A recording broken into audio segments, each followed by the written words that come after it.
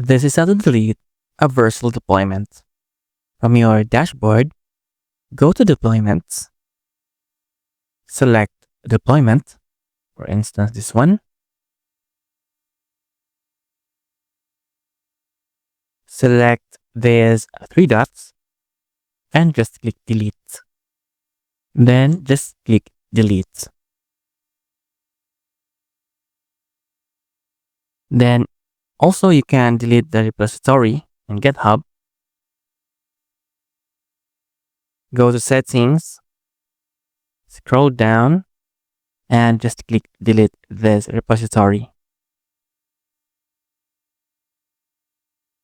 So we will delete this one. So go back, and now we don't have the repository. So this is how to delete a Vercel deployment.